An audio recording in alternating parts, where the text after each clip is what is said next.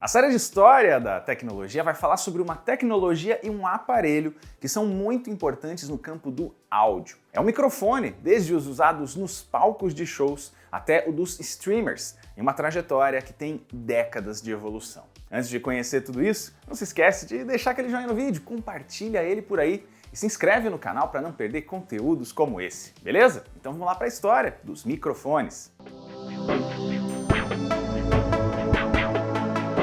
Parte do início da história dos microfones é parecida com a origem do telefone. E se você para pensar, eles têm muita coisa em comum e parte do funcionamento é até o mesmo. Alguém fala, o som é captado por um receptor, transmitido por um mecanismo e reproduzido em outro aparelho.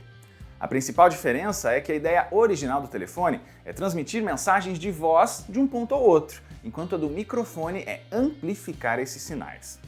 Um dos experimentos iniciais com transmissão de som aconteceu em 1672 com Robert Hooke.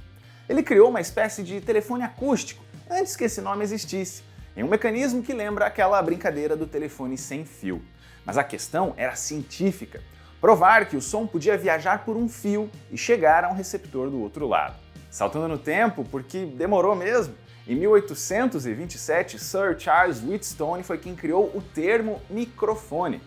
Ele estava trabalhando em um aparelho acústico que parecia um estetoscópio de médico, mas amplificava sons baixos. A palavra vem de micro, que é pequeno, e fonos, que é som. A ideia estava nascendo, mas ainda não estava madura. Uma evolução veio em 1861, quando Johann Philipp Reis cria um aparelho que converte o som em impulsos elétricos até um receptor. Esse é o princípio do microfone e uma das bases também do telefone. E agora sim, ele passa a existir. O Graham Bell patenteou a ideia do telefone 15 anos depois e existe uma enorme disputa sobre quem teria sido o verdadeiro inventor da tecnologia, porque os cientistas Elisha Gray e o italiano Antonio Meucci também estavam desenvolvendo pesquisas nesse campo em períodos similares. Nesse mesmo ano de 1876, temos ainda a invenção do que é considerado o primeiro microfone moderno, que usava o carbono como material base. O responsável foi o Emile Berliner, que trabalhava no laboratório do Thomas Edison e também foi um dos pioneiros do fonógrafo, principalmente em trocar os cilindros por discos na hora de gravar e reproduzir áudios. A patente do Berliner foi comprada pela Bell Company, a empresa do Graham Bell e dona da tecnologia do telefone. Em uma virada de mesa, ela acabou revertida ao longo dos anos para o Thomas Edison, que era o chefe onde ele trabalhava, e infelizmente essa era uma política comum do próprio Edison. Mas essa foi a base da tecnologia do microfone e do telefone por algum tempo, até que novos meios mais estáveis que os grãos de carbono fossem adotados. Em 1877, o engenheiro Ernst Werner von Siemens ganha a primeira patente europeia de um microfone. Esse modelo não chegou a ganhar popularidade, e um ano depois, o professor David Edward Hughes cria uma versão ainda melhor do microfone. Esse tipo de produto usa grãos de carbono entre placas de metal, que variam em resistência quando entram em contato com ondas sonoras. A vibração faz o carbono comprimir e depois voltar ao normal, gerando resistência entre as placas e aí sim, permitindo a conversão do som em sinais elétricos. E esse é outro nome controverso, porque o Edison, de novo ele, acusou Hughes de roubar o seu invento. Até esse ponto, os microfones ainda eram relativamente fracos, ainda muito grandes e também pouco confiáveis para captar com precisão. A criação das válvulas ou tubos de vácuo em 1915 ajudou na amplificação e reprodução, e os modelos foram melhorando. Em 1917, nós temos o lançamento do primeiro microfone condensador, também chamado de capacitor. Esse modelo, criado por E.C. Wendt, usa uma cápsula com uma membrana e uma placa traseira fixa, separadas por um espaço vazio onde transita a carga elétrica. Resumidamente, esse diafragma vibra e isso é convertido em sinais elétricos. E essa tecnologia gerava um resultado mais preciso, mais sensível, bem mais confiável para gravações profissionais de voz e música que os de carbono. Eles demoraram um pouco para virarem modelos comerciais, mas revolucionaram a indústria. Já na década de 1920, a RCA cria o primeiro microfone de fita, representado pelos modelos PB31 e PB17. Esses modelos tinham uma fita de alumínio entre os polos de um ímã para servir como o diafragma e captar a vibração sonora. O rádio estava entrando na sua era de ouro e viraria o principal meio de informação e entretenimento da sociedade por décadas, sendo que o microfone de fita ficou por anos relacionado com esse meio de comunicação. E aqui já vale falar, a gente vai citar alguns modelos de microfone consagrados e pioneiros, mas não dá para falar de todas as marcas ou então de todos os modelos. Se o seu favorito ficou de fora, fica calmo, deixa a sua contribuição nos comentários. Aliás, na nossa linha do tempo, é agora que as marcas começam a nascer. Em 1925, Sidney Shure fundou a Shure Brothers Incorporated, hoje simplesmente Shure. E 3 anos depois, Georg Neumann abre o seu próprio empreendimento. Foi ele que lançou o primeiro microfone condensador comercial, que tinha um formato que lembrava o de uma garrafa. A Georg Neumann virou uma das maiores especialistas na área de microfonia, até hoje referência em modelos de estúdio para gravação. Passando para a década seguinte, em 1931, a Western Electric lança o 618 Electrodynamic Transmitter, o primeiro microfone dinâmico, que é uma evolução daqueles de fita, e foi um sucesso estrondoso, em especial para ambientes de maior volume, tipo um show ao vivo. Além disso, no começo dessa década surge também o 77A. Esse é o primeiro microfone unidirecional, ou seja, que só capta o som vindo de uma única direção. Ele é o oposto dos omnidirecionais, que tem um padrão de captação sonora de todas as direções. Aliás, os microfones são classificados também pela sensibilidade do polo dele, que é a parte de captação do som. Fora essas duas, tem ainda a cardioide e várias outras subcategorias, mas aí a gente já estaria entrando em uma parte bem específica que não é o objetivo desse vídeo. E olha, foi nessa década que nasceram os primeiros microfones de lapela, que são aqueles em miniatura, acoplados normalmente na roupa. Claro que eles não nasceram com o visual atual, eles começaram maiores, alguns até envolvendo o pescoço inteiro da pessoa, como no caso de telefonistas. Mas aos poucos eles foram reduzindo de tamanho, como o Model 647A da Electro Voice, que foi referência de design nesse formato. Outra tecnologia que nasceu nesse período foi o do microfone de cristal, que usava o efeito piezoelétrico para gerar pulsos elétricos em umas pedrinhas e fazer aquele papel de conversão que todo microfone faz. Esse tipo de modelo ficou popular até para uso caseiro porque era relativamente barato, mas caiu em desuso depois de um tempo porque os cristais eram sensíveis demais e acabavam se degradando. Além disso, no fim da década, a RCA criou um sistema de tubos finos para prolongar o caminho de captação do som até o equipamento de conversão em eletricidade. Essa tecnologia foi sendo melhorada até a criação do microfone tipo shotgun, que é aquele alongado que lembra mesmo partes de uma espingarda. Eles são altamente direcionais, o que significa que só pegam o som de um ponto específico e fazem isso com a melhor clareza possível. Isso torna o uso deles especialmente útil em eventos esportivos ou em sets de cinema.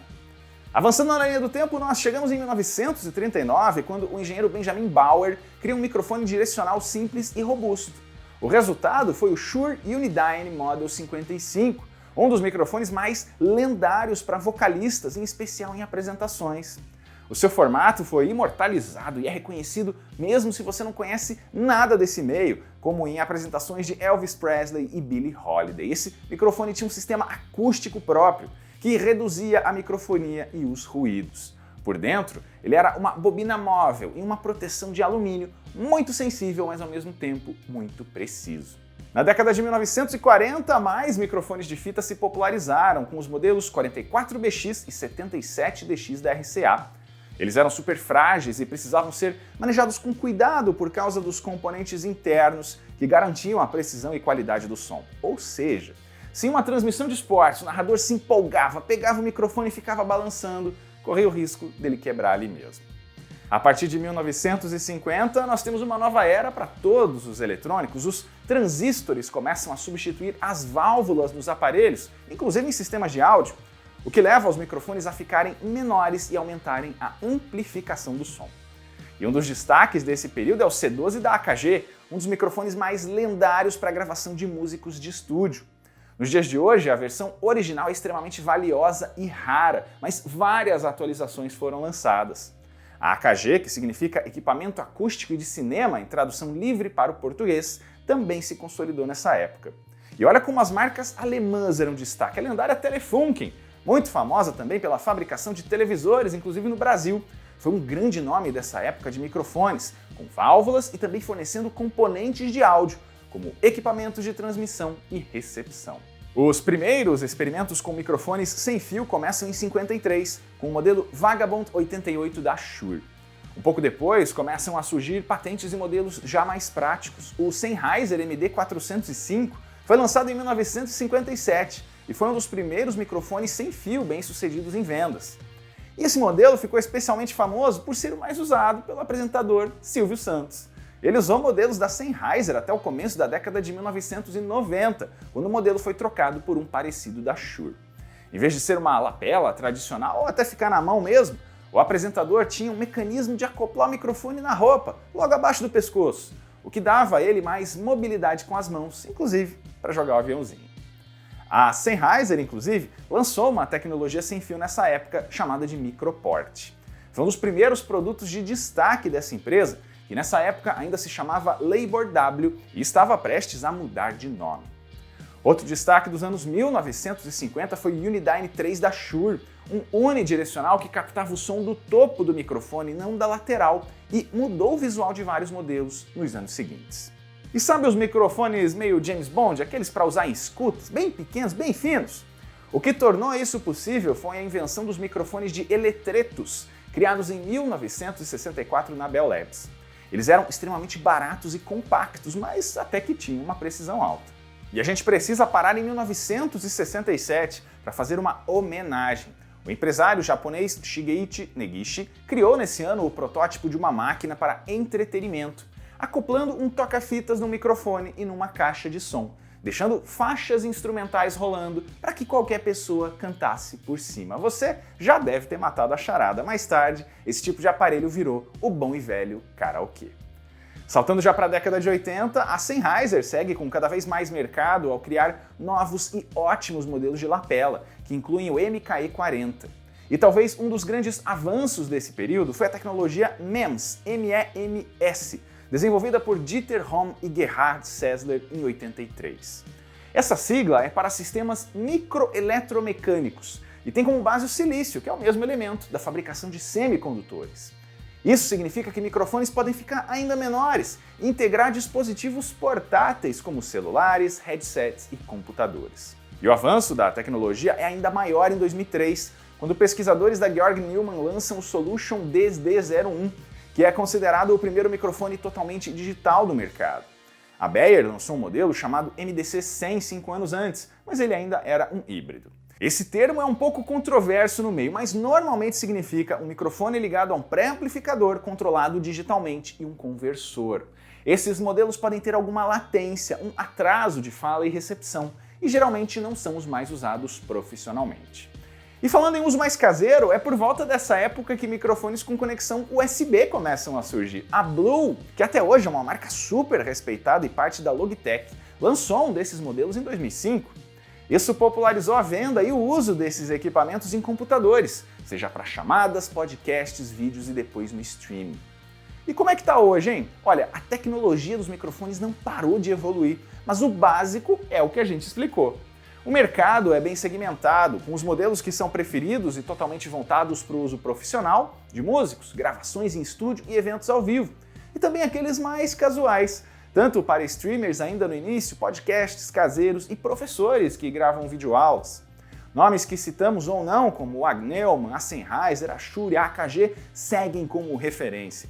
Empresas como HyperX e Logitech são vistas direto na criação de conteúdo. E alguns modelos genéricos ou mais baratinhos vindo de países como a China foram surgindo, e alguns deles fazem muito bem o serviço com marcas de destaque como a Boya. E os microfones embutidos em muitos dispositivos estão cada vez melhores, às vezes com uma mãozinha de software e de inteligência artificial. Microfones mais potentes hoje são muito usados com braços mecânicos de suporte, seja para streaming ou gravação de mesa cast. E os de miniatura também, viu? É só ver a qualidade das chamadas de alguns fones de ouvido totalmente sem fio, alguns headsets e até desse vídeo que você está assistindo agora. E essa é a história dos microfones, esses dispositivos tão importantes para rádio, música ao vivo, aulas, videochamadas e tantas outras situações. Se você tiver uma sugestão de uma empresa, de um produto ou de um serviço aqui para o quadro, deixa um comentário que a gente lê. As fontes consultadas para o roteiro estão na descrição. E não esqueça que esse é só um resumo, é só um recorte, muita coisa acaba ficando de fora. Confira ainda a playlist do História da Tecnologia para saber do que a gente já falou por aqui. E até a próxima!